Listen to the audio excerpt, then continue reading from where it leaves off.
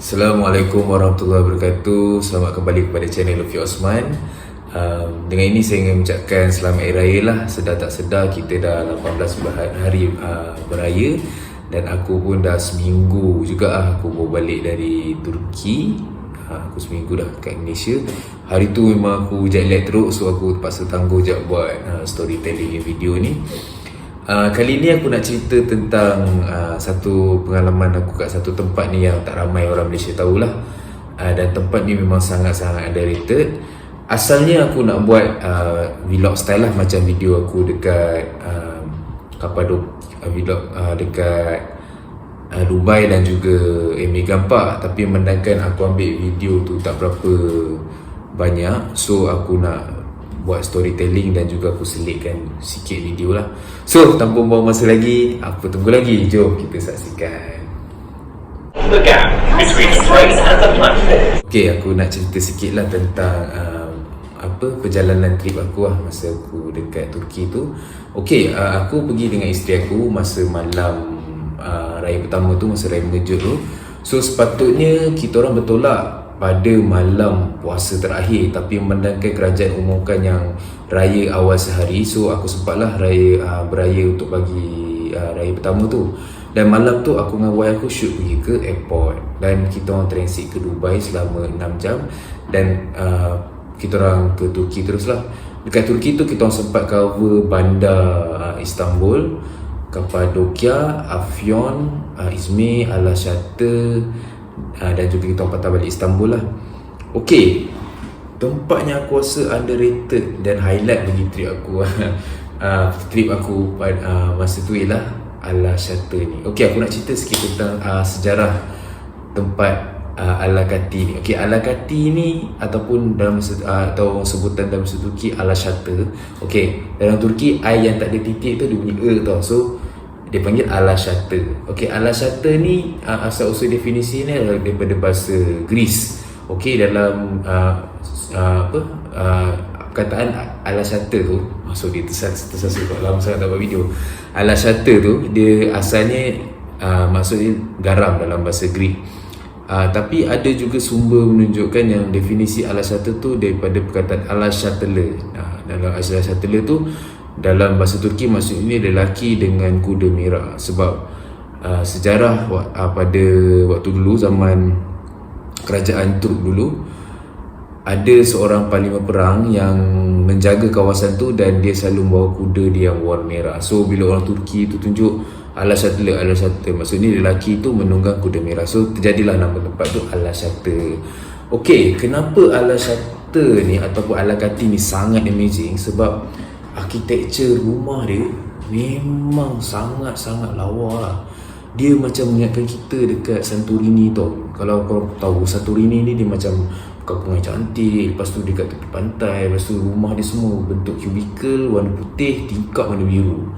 Tu memang theme untuk Mediterranean lah. Kalau kau nak tahu, putih dengan biru cair tu dia melambangkan kalau kau tahu macam bendera Greece. Okay, sebab bendera Greece tu dia warna biru, lepas tu ada warna putih. Okay, kenapa bangunan yang macam bendera Greece tu dia boleh ada dekat Turki ni? Okay, ni sejarah sikit lah kita cerita Okay, masa waktu dulu kerajaan Turki Uthmaniyah, kita belajar dalam sejarah dulu, kerajaan Turki Uthmaniyah ni empire dia sangatlah besar, daripada Balkan, Bulgaria, Romania, Bosnia, Serbia semua sampailah ke Iraq. Memang besar gila empire Turki Uthmaniyah tu.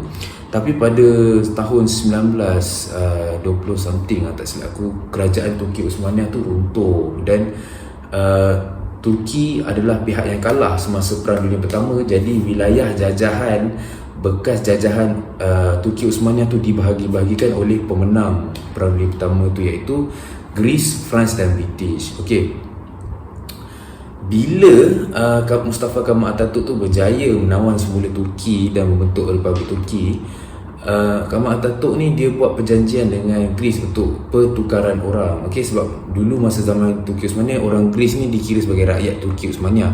So bila Republik Turki tu dah muncul, dia tukar orang Greece tu daripada yang Greece duduk dekat Alaşehir tu, dia tukar balik ke Greece dan digantikan dengan orang Turki Muslim yang sedia ada dekat Greece, contohnya macam dekat Salonika, dekat Thessaloniki semua, Thessalonika dan juga Athens. So dia balik dan dia bertukar penduduk lah. So jadilah Al-Hajati yang sekarang ni. So kalau korang tahu mana orang-orang Greece yang asalnya dulu kat Al-Hajati tu, semua dah dihalau balik lah oleh Mustafa Kemal Atatürk tentu.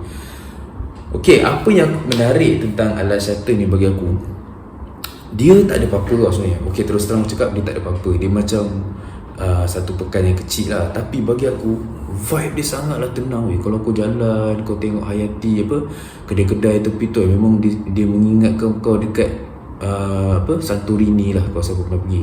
Aku memang tak pernah sampai Santorini, tapi aku dah nampak feel kan, ataupun aku dengar daripada kawan-kawan aku cerita yang siapa yang dah pergi Greece tu, dia cerita memang Santorini tu sangatlah tenang. Bila kau jalan tu kau nampak kafe-kafe kat tepi, orang duduk lepak sambil layan muzik, dan juga jalan dia sangat klasik lah. Memang untouchable punya atmosphere. Okay, kalau korang jalan dekat tengah-tengah pekan Al-Hajati tu, korang akan nampak windmill yang besar, di mana tempat tu memang pelancong akan ambil gambar lah kan. Ambil gambar, lepas tu jadi aku dah sampai kat Al-Hajati. Dan juga dekat tengah-tengah pekan tu ada satu patung Mustafa Kemal Atatürk yang berwarna emas lah. Memang aku pun terkejut tengok macam patung tu warna emas. So aku pun ambil gambar. Okay, korang jangan terkejut kalau korang pergi ke Turki, memang everywhere korang akan nampak gambar Mustafa Kemal Atatürk. So jadi macam trademark lah dekat negara Turki tu. Saya nak share sikit macam mana korang nak pergi ke Al-Hajati ni. Okay, first of all korang kena pergi sampai ke Izmir dulu. Izmir tu macam bandar utama dia lah, yang paling dekat dengan Al-Hajati.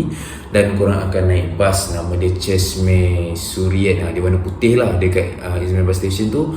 Korang naik bas tu bayar dalam 20 dirham je seorang, dan dia akan bawa korang ke Al-Hajati. Dan perjalanan ambil masa dalam sejam. Memang sepanjang perjalanan tu aku dan isteri aku nampak pemandangan yang cantik lah. Nampak perjalanan tu lalu tepi laut, lepas tu nampak banyak kincir angin lah sepanjang perjalanan kat situ. Okay, bagi aku highly recommended sangat orang pergi ke Al-Hajati ni, sebab memang kat situ kau susah nak nampak foreigners lah. And mostly turis yang dekat tempat tu orang-orang Turki tu sendiri. So memang tak ramai orang Malaysia yang pergi.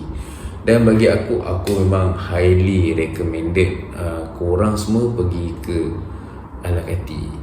Aku nak review satu hotel ni masa aku dekat Al-Hajati tu. Nama hotel tu adalah Hotel Ala Hotel. Bagi aku hotel ni adalah sangat amazing lah sepanjang aku travel ni. Aku rasa hotel tu memang sangat-sangat superb. Kau bayangkan aku jumpa dekat Agoda, aku dengan bini aku jumpa hotel dekat Agoda, satu malam hanya RM80 lebih. Okay, ni diorang punya hotel dekat Al-Hajati. Memang cantik lah design dalaman dia. Tapi nak tahu rating hotel tu berapa? 4 bintang weh.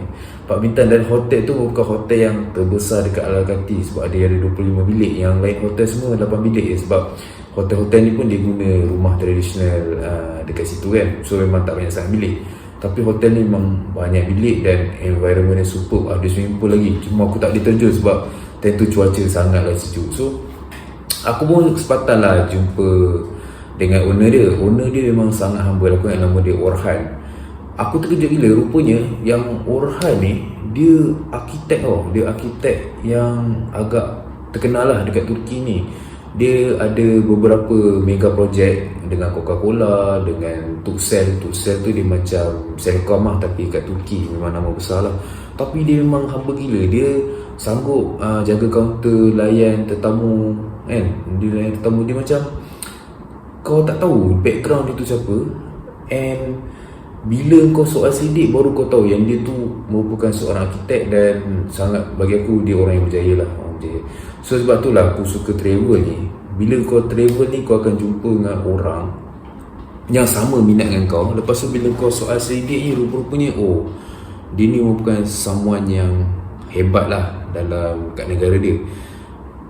Dia macam kau bayangkan lah, kau ada bisnes sendiri, lepas tu kau buat projek dengan syarikat-syarikat besar. Bagi aku memang sangat superb lah. Dan aku recommend siapa yang orang Malaysia ni yang pergi ke Alakati ni korang kena book hotel ala hotel ni. Nanti aku selitkan dia punya Google link lah dekat aku punya description. Okay, tapi sepanjang perjalanan aku kat Alakati ni ada beberapa insiden lah bagi aku yang memang sangat bullshit lah ataupun sangat hampir lah.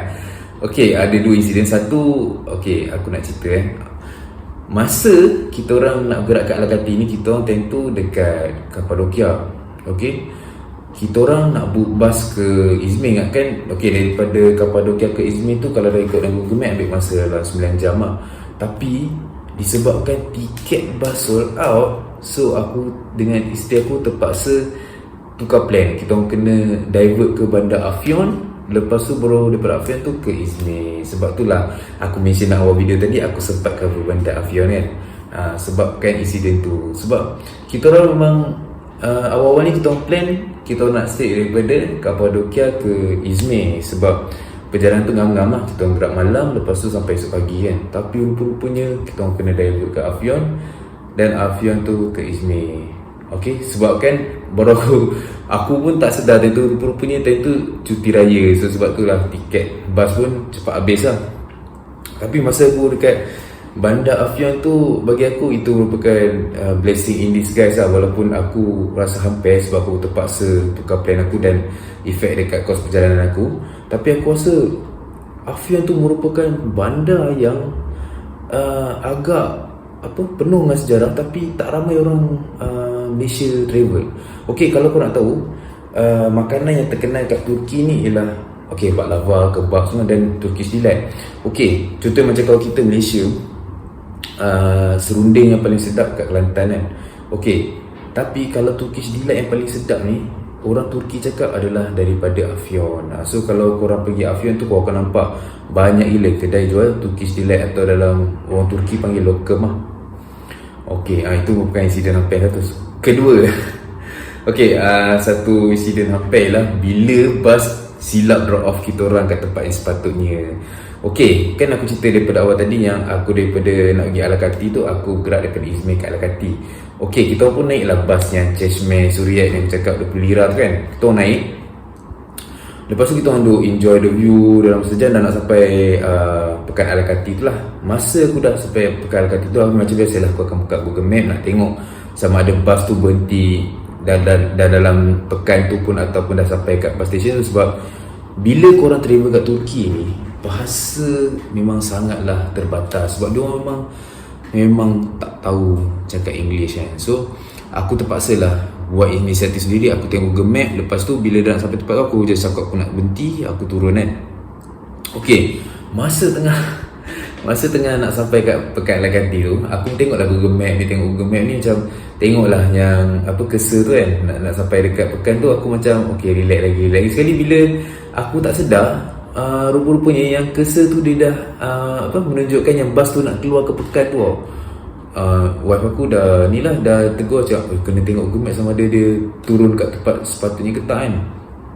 Lepas tu aku pun tengok bas tu macam menghampiri ke pekan yang hujung. Pekan yang hujung tu Cheshmeh lah, dia hujung last stop lah. So masa Kesa tu nak keluar daripada Pekan Alakati tu, aku pergi ke depan, aku cakap lah Alakati ulang kali kan.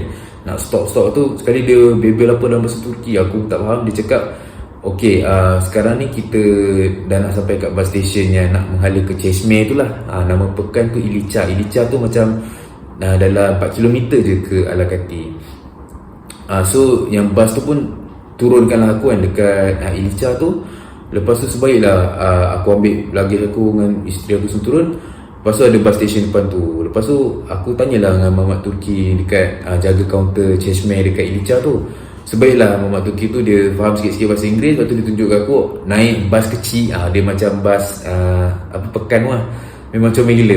Kecil tu dia suruh aku tunggu. Lepas tu bas tu akan bawa ke dataran yang ada Mustafa Kemal Datuk Emas lah, yang Pekan Alakati tu. Lepas tu yang paling hampir, aku pun dah tahu nak naik bas mana kan. Lepas tu aku dengan wife aku tunggu kat bus stop. Dia tunggu lebih kurang 20 minit lah, lama kat kita tunggu. Sebab time tu cuaca panas kan, panas berangin-angin. So kita orang rela tunggu. Sekali dah 20 minit tunggu, aku pun dah buka phone aku. nak tengok apps Uber ke B-Taxi. Sebab tadi tu kita buat luggage memang tak larat lah. Nak tengok sama ada ke tak kan Uber ke apa terus kontes, sebab kita orang memang tak larat lah nak tunggu bas. Sekali kita orang dah give up dalam 20 minit tu, kita orang pun jalan lah.